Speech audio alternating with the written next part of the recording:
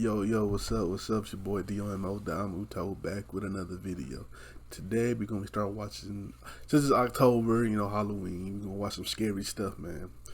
Who other to watch than Mr. Nightmare, right? You know what I'm saying? So I was like, man, fuck it, let's just watch some videos about Mr. Nightmare, man. Fuck. But if y'all got some more suggestion for Mr. Nightmare or anybody else who does scary stuff on YouTube, let me know and I'll check it out. But let's get into it.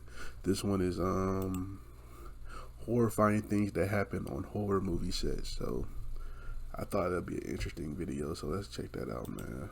A lot of horror movies are legitimately scary, but in some cases, the events that took place on the sets of certain horror movies were more terrifying than the movies themselves. Let me know. A number of horrifying incidents have taken place on the sets of some of the most successful horror movies of all time, before, during, or shortly after filming. Whether these incidents were fatal accidents, cruel twists of fate, or some sort of evil curse still remains debatable.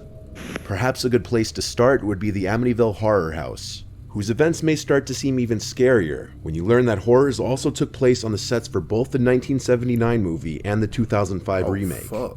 The first Amityville movie starred James Brolin, who wasn't originally eager to take on the role, but eventually he accepted it because of something strange that happened. While reading the script one morning and getting to a scary section of the story, a pair of the actor's pants suddenly fell off a hanger, causing him to literally jump out of his chair in fright. James of course saw this as a sign that he needed to take the role, and the rest was history.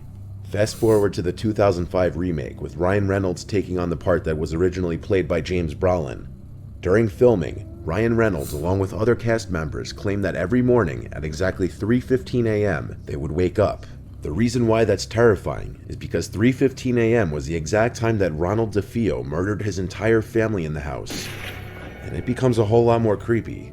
At one point during filming, there was also an actual dead body that washed up near the filming set in the boathouse in the backyard of the house. Actors and crew members always suspected that there was an otherworldly presence during the filming of the movie. Whether they were right or just overly paranoid, who knows? The 2012 film The Possession is an unconventional horror movie that involves rabbis, Judaism, and a cursed Jewish relic called Dybbuk box that attaches itself to a young girl.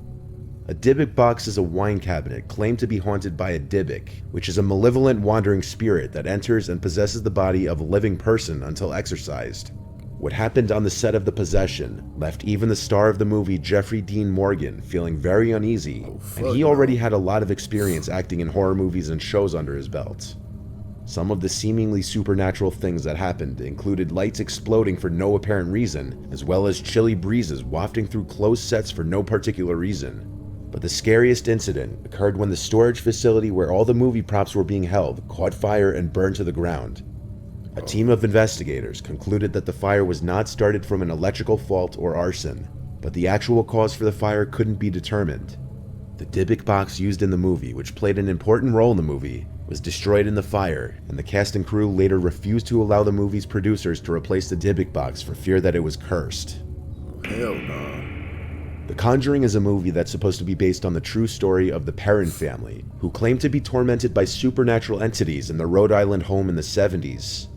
While several of the family members spent time on the set during filming, the mother refused to go anywhere near it, as she was convinced that several unexplained events that plagued the filming of this movie on set were proof that the spirits hadn't finished with them yet.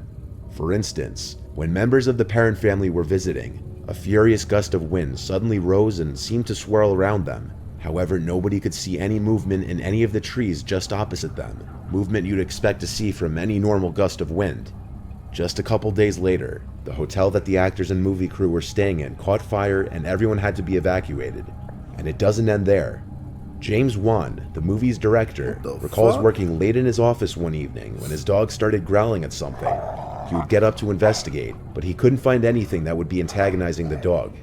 However, the dog had his sights on something across the room. It seemed he had focused on an unseen entity in one corner of the room. James took a break from working after this, having been legitimately freaked out. Vera Farmiga, who played the role of a paranormal investigator in the film, refused to take the script home with her, as she said it made her feel uneasy. She also couldn't read it at night because she became paralyzed by fear whenever she tried. After a phone call discussion with James Wan, Vera opened her laptop screen, and there were 3 digital claw marks from the upper right diagonal to the lower left. This wasn't the last time it happened though. Her next experience came a few months later, literally on the day that she completed work on The Conjuring. She returned home to upstate New York, and when she woke up the next day, she discovered what she describes as 3 claw-mark bruises across her thigh. Fuck that. In 1983, a movie based on the Twilight Zone series was released. During filming, actor Vic Morrow was killed on the set. Deaths on movie sets have happened many times, but what makes this extra disturbing is the fact that Morrow appeared to predict his demise just a year earlier. A year before filming of the Twilight Zone movie began, Vic took out a $5 million life insurance policy on himself, explaining to friends and family members that he had a premonition something bad was going to happen to him on an upcoming movie. He had seen it in a dream he had. Unfortunately, his premonition came true, because while filming a scene involving a helicopter for the Twilight Zone, the helicopter crashed and decapitated him. 2 child actors were also killed in the accident, which prompted a lengthy investigation and court case. It was later revealed in court that the movie's concept artist unintentionally drew an identical image in his sketches to what actually happened, a burned-out helicopter in the middle of a river, essentially foreshadowing the accident.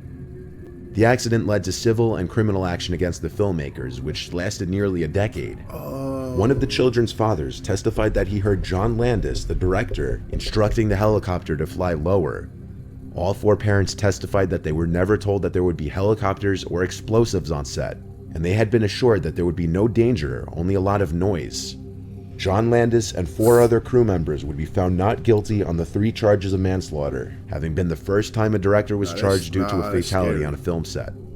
The 1976 film The Omen is another horror classic following the tale of a young boy named Damien Thorne, who was replaced at birth by his father, unbeknownst to his wife, after their biological child died shortly after birth. As a series of mysterious events and violent deaths occur around the family and Damien enters childhood, they come to learn he's in fact the Antichrist. The film almost wasn't going to be completed due to an alleged curse that surrounded filming of the movie. So many horrible things happened on the set of The Omen that it can be comparable to the amount of bad things to happen in the movie. The tragedies began with the son of the lead actor Gregory Peck taking his own life as soon as filming began. The next incident was when a crew member suffered major injuries after getting into a car accident while driving to the set. But the tragedies didn't stop there. The scriptwriter's airplane was struck by lightning en route to the film's location. And if that weren't enough, an airplane in which Gregory Peck and the movie's executive producer were traveling in was also struck by lightning in a separate incident. Harvey Bernhard, the producer, was on location in Rome when he was almost hit by a bolt of lightning himself, and believe it or not, the horrible luck involving airplanes continued, and it got much worse. One day, the crew had decided to use a private airplane to get from one film location to the other. However, just after the plane took off with a number of the crew on board, something went wrong and the plane went down, crashing into a road and hitting a car, which then crashed at a high speed into another vehicle. All 11 people involved in the accident were killed. Another tragic death associated with the movie set was that of Liz Moore.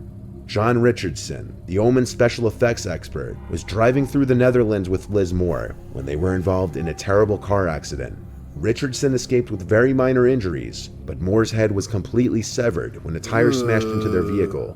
This incident was eerily reminiscent of a scene in The Omen, in which the character Keith Jennings, investigating Damien's supernatural origins, is decapitated by a sheet of glass that comes loose from a vehicle on a construction site. Richardson later reported that just before the crash, he passed a road sign that read Omen 66.6 kilometers. Make of that what you will, but there's no denying that it's not too far off to speculate that the production of The Omen may have been cursed. That, or it was all just an outrageous coincidence. All that can be said for sure is that The Omen is a very iconic movie, and the chilling tales that surround its production have only helped to cement that legacy. Hell nah. Nah, we good, bro. We good. Nah, I'm good. Fuck all that shit. Don't put me in no movie. Scary movie. Don't put me in no scary movie, son. You know what I'm saying? I ain't. Fuck all that unless you paying that big bag. Oh, fuck all that. No scary movie based on no true story, nigga. Fuck all that. Hell no. But yeah, anyway, you can like my reaction. Make sure you like, comment, and subscribe, and I'll catch y'all next time. Peace.